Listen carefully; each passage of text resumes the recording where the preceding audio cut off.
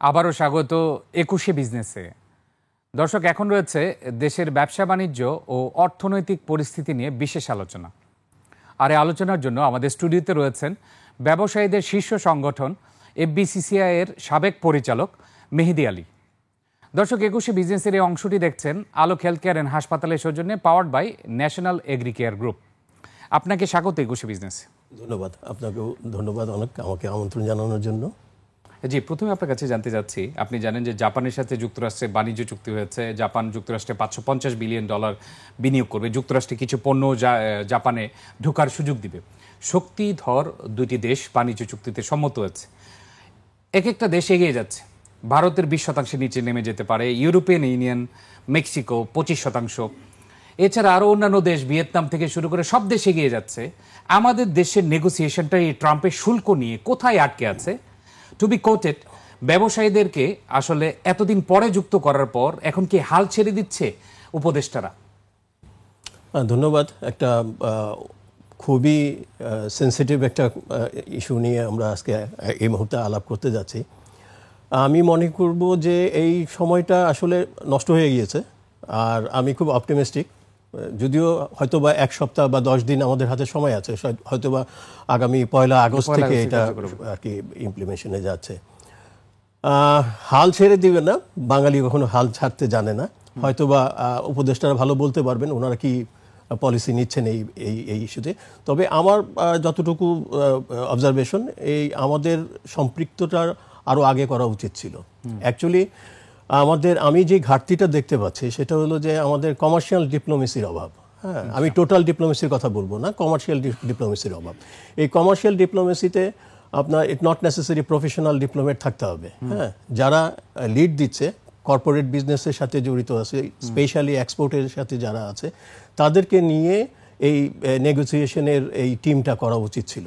এখনও সময় আছে। যারা অ্যাকচুয়ালি শাউট করতে পারবে, নেগোসিয়েট করতে পারবে, তাদেরকে নিয়েই আমার মনে হয় ট্রাম্প প্রশাসনের সাথে বসা উচিত। আচ্ছা, ট্রাম্প প্রশাসন থেকে আমরা মানে আসলে ওই রকম আন্তরিকতা দেখছি কিনা? কারণ আপনি জানেন কিনা, আজকে পত্রিকায় এসছে যে আসলে আমাদের অবস্থানপত্র জমা দেওয়া হয়েছে ট্রাম্প প্রশাসনের কাছে, কিন্তু ওয়াশিংটনের সাথে আমরা অ্যাপয়েন্টমেন্টের জন্য অপেক্ষা করছি। আমরা অ্যাপয়েন্টমেন্টই পাচ্ছি না। এই আমাদের মাত্র 1 সপ্তাহ বাকি আছে। তাহলে সেই জায়গায় কি বোঝা যাচ্ছে না আর অন্যান্য দেশের সাথে চুক্তি হয়ে যাচ্ছে, সেই জায়গায় আমরা পিছিয়ে আছি কিনা? আমি বলবো যে আমরা পিছিয়ে আছি, কিন্তু এখনো সুযোগ আছে। আমি ওই যে বললাম যে কমার্শিয়াল ডিপ্লোমেসি এক জিনিস আর প্রফেশনাল ডিপ্লোমেট আরেক জিনিস। হ্যাঁ, এখনই এই মুহূর্তে এখন থেকেই স্টার্ট করা উচিত। অ্যাপয়েন্টমেন্ট পাচ্ছি কি পাচ্ছি না সেটার দিকে না তাকিয়ে আমাদের ওখানে যেতেই হবে, নেগোসিয়েটিং রুমে আমাকে বসতেই হবে, সেই জিনিসটা কনফার্ম করতে হবে। এবং এখনো যাদেরকে ওই রুমের বাইরে গিয়ে চিন্তা ভাবনা করার কথা চিন্তা করছে, সেটা থেকে বেরিয়ে এসে অ্যাকচুয়ালি যারা নেগোসিয়েট করতে পারবে তাদেরকেই সম্পৃক্ত করা উচিত। আচ্ছা, আমার মনে হয় যদি বাংলাদেশের বেস্ট নেগোসিয়েটরও এখন নিয়ে যাওয়া হয় ট্রাম্পের কাছে, ট্রাম্প প্রশাসনের কাছে, সেই ক্ষেত্রে আমাদের বার্গেনিং পয়েন্ট কি? বার্গেনিং পয়েন্টের প্রথম পয়েন্টটা হতে পারে তারা আমাদেরকে আর কি খুব স্ট্রংলি আমাদেরকে পুশ করছিল ওদের ইউএসএ কটন নেয়ার জন্য। জি, এটা একটা গুড অপরচুনিটিস হতে পারে যে ঠিক আছে, আমরা তোমাদের কটনটা নিব, তোমাদের প্রোডাক্টটা আমরা তৈরি করে দিচ্ছি, এটা ট্যাক্স ফ্রি করে দাও। এই ইস্যু নিয়েই আর কি আপনি কিন্তু ইজিলি ঢুকতে পারছেন। এটা প্রথম হাতিয়ার হতে পারে। এবং আমরা 7 লাখ টন গম আমদানি জন্য এমওইউ সাইন করেছি। এই ইস্যুগুলো সামনে নিয়ে আসতে হবে। এগুলো কিন্তু আপনার ব্যবসায়ীরা ভালো করে বলতে পারবে। হ্যাঁ, ব্যুরোক্রেটরা কিন্তু ঠিকভাবে বলতে পারবে। ডিউ রেসপেক্ট, আমি ওনাদেরকে সম্মান দিয়েই কথা বলছি।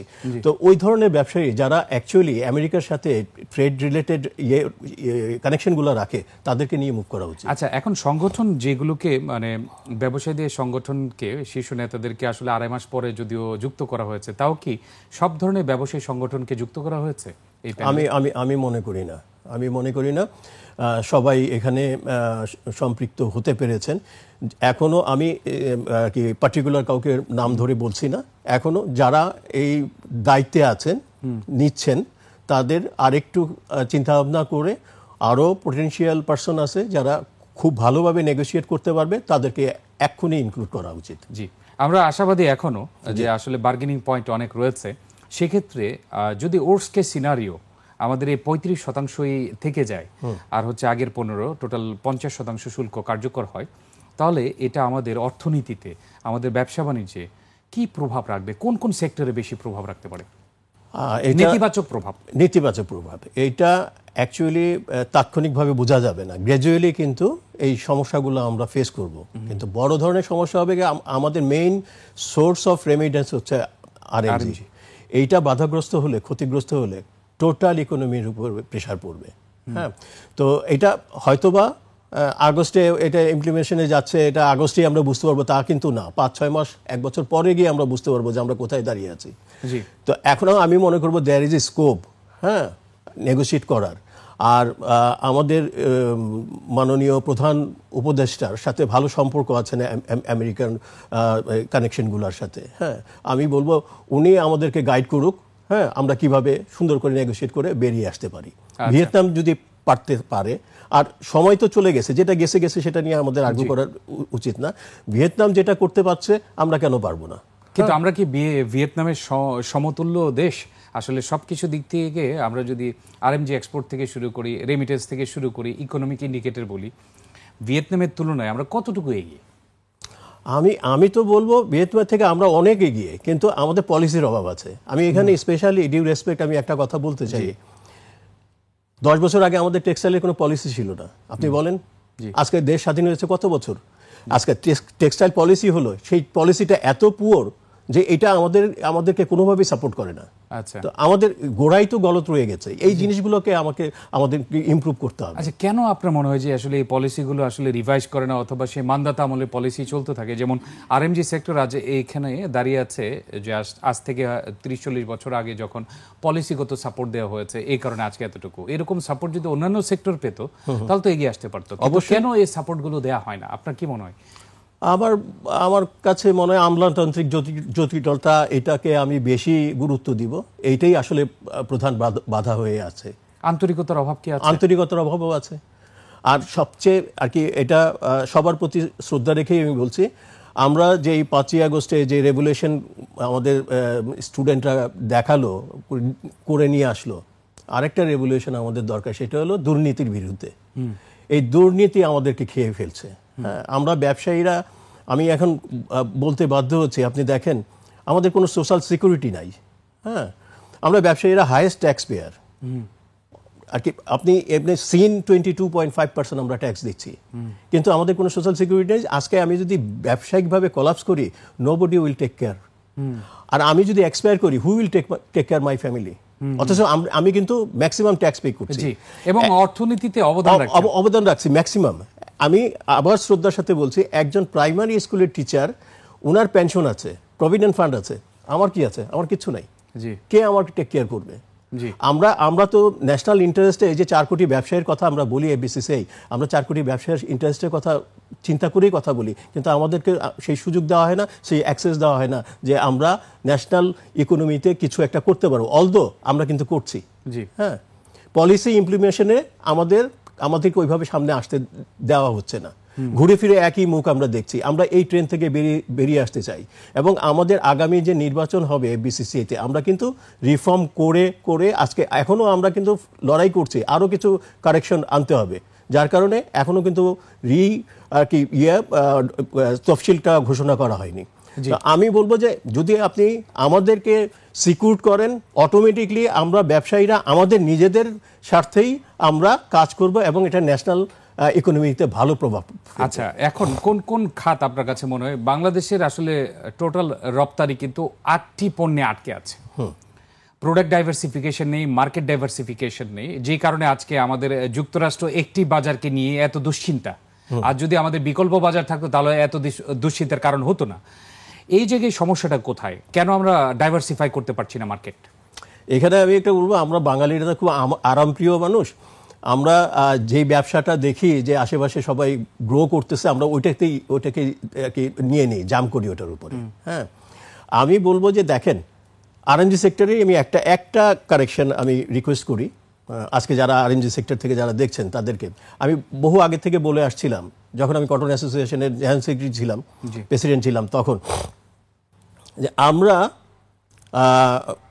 কটন বেস আরএমজি সেক্টর আমাদের, আমরা man-made fibre base finish product করি না। হ্যাঁ, আপনি ওয়ার্ল্ডের মধ্যে যতগুলো আরএমজি সেক্টরের দেখবেন বাংলাদেশ হলো ফার্স্ট।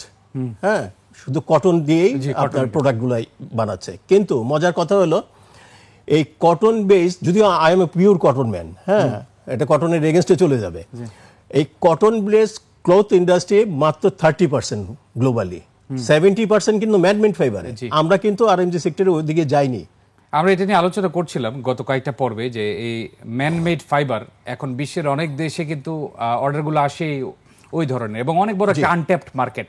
জি, হচ্ছে না কেন আমাদের দেশে, আসলে ওইদিকে যাচ্ছে না কেন? সাহসের অভাব, আর আপনি যেটা বললেন আরামপ্রিয়, সেটা আরামপ্রিয়, আমি ওইটাকেই প্রাধান্য বেশি দিব। এখন ওনারা অনেকে আবার রিস্ক নিতে চায় না, অনেকে রিস্ক নিতে চায় না। এস্টাবলিশড মার্কেট আছে যে, তো রিস্ক নিতে যাবে কেন? রিস্ক নিতে চায় না, রিস্ক নিতে হবে। এবং এখানে রিস্ক নেওয়ার কিছু 70% আপনার ক্লথ ইন্ডাস্ট্রি বিলংস টু আপনার ম্যানমেড ফাইবার। তো আপনি কেন ওখানে যাবেন না? এবং ওখানে আপনি আরো সিএমটা বেশি পাচ্ছেন, হ্যাঁ, ভলিউম ও কোয়ান্টিটিও বেশি। আচ্ছা, এইটা একটা দিক আমাদের। আমরা এটা নিয়ে বিস্তারিত আলোচনা করি, আমরা একটা ছোট্ট বিরতি নিয়ে আসি। দর্শক, এই পর্যায়ে নিচ্ছে একটা বিরতি, ফিরছি একটু পরে, ততক্ষণ আমাদের সঙ্গেই থাকুন।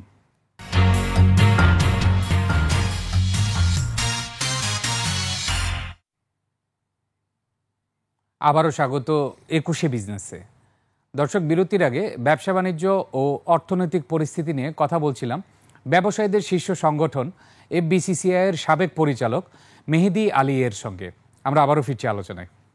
মেহেদী ভাই, আপনার কাছে আমি জানতে চাচ্ছি, ফ্রি ট্রেড এগ্রিমেন্ট যখনই কোনো দেশের সাথে করা হয়, এই মুক্ত বাণিজ্যে একটি দেশ নিশ্চিন্তে তার বাণিজ্য আসলে সমৃদ্ধি করতে পারে এবং দেশের আসলে এক্সপোর্ট বেড়ে যায়, সব কিছুই বেড়ে যায়। আমরা ইউএসএর সাথে পার্টিকুলারলি ফ্রি ট্রেড এগ্রিমেন্ট করতে পারছি না কেন, অথবা অন্যান্য দেশের সাথেও করতে কি কি সমস্যা রয়েছে? আচ্ছা, এখানে স্পেশালি আমি ইউএসএর ব্যাপারেই বলি। সেখানে হচ্ছে যে আপনারা জানেন ট্রাম্প, সে কমপ্লিটলি বিজনেসম্যান, পিওর বিজনেসম্যান। সে আগে দেখবে যে আমি কি পাচ্ছি। হ্যাঁ, ওই জিনিসটা যদি আমরা এনশিওর করতে পারি, তাহলে we will get maximum support from USA. এখানে একটা জিনিস আমি মনে করি যে ইউএসএ মার্কেটে এটা ছড়িয়ে দেওয়া উচিত যে আমরা চীনের উপরে 100% নির্ভরশীল না। এই যে ভূ রাজনৈতিক একটা যে পলিসি, এইটাকে আমাদের শক্ত করে ধরে আগাতে হবে। তাইলে ফ্রি ট্রেড এই যে এগ্রিমেন্টটা আমরা হয়তোবা 100% সাফল্য আসবে না, কিন্তু কিছুটা হলেও আসবে। জি জি, এক্ষেত্রে অবশ্যই এটি বিবেচনা করার বিষয়। এবং আপনার কি মনে হয় যে উপদেষ্টারা এই বিষয়টি আসলে আলোচনায় এনেছে কিনা? আপনার ব্যবসায়ীদের অনেক সংগঠন তো রয়েছে, আমি দেখছি না, শ্রদ্ধার সাথে আমি বলছি, ওই রকম ভাবে এই বিষয়টা সামনে আনেননি। হয়তোবা ওনাদের স্কিপ হয়ে গেছে, তো এখন ওনারা এটা নিয়ে চিন্তা করতে পারেন যে আমরা ডিপ্লোমেসি করছি, আমরা কিন্তু চীন থেকে সরে আসতে বলছি না। একটা প্রচার করে দেওয়া যে আমরা কিন্তু 100% চীনের উপর ডিপেন্ডেন্ট না, চীনের কথা আমরা শুনছি না, আমরা এই আমেরিকান গভর্নমেন্টকে আমরা ম্যাক্সিমাম প্রায়োরিটি দিচ্ছি, তাহলে কিছুটা বেনিফিট আমরা পাবো। এবং আমরা তো অলরেডি প্রায়োরিটি দিচ্ছি। গম আমদানি, মানে এমওইউ সাইনিং হয়েছে। আপনি কটনের কথা বললেন, কটন তো আসলে আমেরিকাতে এক্সপেন্সিভ হয়ে যায়, তারপরেও তো আপনি কটন নিয়ে যদি একটু বলেন, কটন মিলস অ্যাসোসিয়েশনের সভাপতি ছিলেন আপনি। না, আমি কটন অ্যাসোসিয়েশনের সভাপতি ছিলাম। অ্যাসোসিয়েশনের সভাপতি, সেই হিসেবে আপনি কটন রিলেটেড, আমরা এখন যদি ইউএসএ থেকে কটন আনি, আমাদের এক্সট্রা কত খরচ পড়ছে, সেটি কি আসলে সাশ্রয়ী হবে সবার জন্য? যদি আপনার ব্যাক বাই এগ্রিমেন্ট হয়, হ্যাঁ, ওদের কটন ইউজ করবো, আমাদের প্রোডাক্ট ওরা নিয়ে যাবে, হ্যাঁ, তাহলে ওরা যেটাই করুক, ওরা তো জানে ওরা কি করতেছে, হ্যাঁ, কতটুকু প্রাইস নেগোশিয়েট করতে পারবে, সিএম কতটুকু আমাদেরকে দিবে, সেক্ষেত্রে আমরা খুব একটা লোকসানের ভাগিদার হব না। তো সেটা যদি হয়, সেটা টলারেবল, সেটা আমরা অ্যাফোর্ড করতে পারবো। এবং সেটি হওয়া নিশ্চিত করা যাবে কিভাবে? এগ্রিমেন্ট করতে হবে, কারণ ওরাই তো অফার দিয়েছে। হ্যাঁ, এই সুযোগটা আমাদেরকে নিতে হবে, এটা আমাদেরকে ডিপ্লোমেসি করে ওদের কাছ থেকে আদায় করে নিতে হবে, এবং এটা ভেরি মাচ পসিবল। আরেকটা জিনিস আমি বলি, যেটা আমি আমাদের বিটিএম এর সম্মানিত সভাপতি শওকত আজিজ রাসেল সাহেব বলেছেন, আমি আরো বিগত আগে থেকে বলেছি, international standard bonded warehouse for cotton. হ্যাঁ, এটা আপনার গভর্নমেন্টের না, প্রাইভেট সেক্টরে যারা উদ্যোক্তা থাকবে, ইচ্ছা প্রকাশ করবে, তাদের সাপোর্টে একটা ইন্ডিপেন্ডেন্ট ইন্টারন্যাশনাল স্ট্যান্ডার্ডের ওয়্যার হাউস করা উচিত, যেখানে আমরা ইউরোপিয়ান বা আমেরিকান মার্চেন্টদের বলবো যে তোমরা তোমাদের কটন এখানে এনে রাখতে পারবে এবং এখান থেকে ইমিডিয়েটলি ডেলিভার হবে আমাদের স্পিনারদের কাছে। এখানে আমাদের অনেক অনেক বেনিফিট আমরা হব। কিভাবে? আমাদের লিড টাইম কমবে, আমাদের যেই স্পিনিং মিলগুলো হ্যান্ড টু মাউথ চলছে তারা ইমিডিয়েটলি কটনের সাপোর্টটা পাচ্ছে। এবং নট অনলি দ্যাট, এই ওয়্যার হাউসে কিন্তু গ্লোবালে যত অরিজিন আছে সমস্ত অরিজিন কিন্তু স্টক থাকবে। এইটা গভর্নমেন্টের কনসিডারেশন আনা উচিত। আচ্ছা, এক্ষেত্রে কি আগে থেকে এই যে র মেটেরিয়ালটা ইউএসএ বলেন, ইউরোপিয়ান ইউনিয়ন বলেন, তারা আগে থেকে এই র মেটেরিয়ালটা আপনাদেরকে সরবরাহ করবে কেন? তাদের ইন্ডাস্ট্রি করবে। আচ্ছা, মার্চেন্টরা অলরেডি তো বাংলাদেশে বিজনেস করছেন, এলসির এগেন্সে তো মাল আসছে। আমরা মার্চেন্টকে বোঝাচ্ছি এবং তারা অ্যাপ্রিসিয়েটও করছে যে না, তুমি যদি সিকিউর করো আমার প্রোডাক্ট ওখানে থাকবে এবং যদি আমি কোনো কারণে সেল না করতে পারি, আমি এটা রি-এক্সপোর্ট করতে পারি নিয়ারেস্ট ডেস্টিনেশনে, I will put my quantity. বুঝা যাচ্ছে। এবং রি এক্সপোর্টের ক্ষেত্রে এটা অনেক সহযোগিতা করবে, অনেক সহযোগিতা করবে। এবং এটা যে কত বড় সাপোর্ট হবে আমাদের কাছে, আজকে যদি ধরেন ট্যারিফের যা কিছুই হোক, যেটাই হোক, আমরা কিন্তু র মেটেরিয়ালস নির্ভর। হ্যাঁ, এই আমি শুধু কটনের কথা বলছি না, অন্যান্য সেক্টরে যারা আছে তাদেরও ওয়্যার হাউস ফ্যাসিলিটিস দেওয়া উচিত। তাহলে আমরা কিছুটা হলেও আর কি স্বস্তিতে থাকবো। অবকাঠামো কি আমাদের তৈরি আছে? আপাতত দৃষ্টিতে ওয়্যার হাউস করার জন্য ইন্টারন্যাশনাল স্ট্যান্ডার্ডের আমাদের প্রাইভেট সেক্টরে গুড এনাফ। শুধু গভর্নমেন্টের সরকারি সহযোগিতার, অনেস্টি এবং সহযোগিতা দরকার। জি, এখন সর্বশেষ 30 সেকেন্ডে আপনার কাছে জানতে যাচ্ছি যে ট্রাম্পের এই পাল্টা শুল্কে বাংলাদেশকে এগিয়ে নেওয়ার জন্য প্রথম যে বিষয়টি করা দরকার সেটা যদি একটু বলতেন। প্রথম বিষয়টাই আমি বললাম যে পারফেক্ট পার্সনদের নিয়ে গিয়ে ওই নেগোশিয়েটিং রুমে বসতে হবে। হ্যাঁ, এবং আমি মনে করি যে ইউএসের এই যে ট্যারিফ চ্যালেঞ্জের যে ইয়েটা আছে, এটা আমাদের জন্য একটা সুন্দর একটা সুযোগ তৈরি করে দিতে পারে যদি আমরা প্রপারলি নেগোশিয়েট করতে পারি। এখন যারা যাবেন তারা কিভাবে নেগোশিয়েট করবেন, কারণ একটা সেক্টর নিয়ে গেলে হবে না। হ্যাঁ, যেই আমাদের যে 8টা আইটেম ইউএসএ মার্কেটে আছে, সেই 8টা আইটেমকে নিয়েই আপাতত কথা বলা হোক, আর বাকিগুলো আমরা কি করতে পারি না করতে পারি পরবর্তীতে আমরা আগাবো, কথা বলবো। অবশ্যই। আপনাকে অসংখ্য ধন্যবাদ আমাদেরকে সময় দেওয়ার জন্য। আপনাকেও ধন্যবাদ। দর্শক, এতক্ষণ দেশের ব্যবসা বাণিজ্য ও অর্থনৈতিক পরিস্থিতির নানা দিক ও করণীয় নিয়ে কথা বলছিলেন ব্যবসায়ীদের শীর্ষ সংগঠন এফবিসিসিআই এর সাবেক পরিচালক মেহেদী আলী। দর্শক, নিচ্ছে একটা বিরতি। দুপুর 2টা 30 মিনিটে আবারও ফিরে আসবো 21শে বিজনেসে। দেখার আমন্ত্রণ রইল, 21শের সঙ্গেই থাকুন।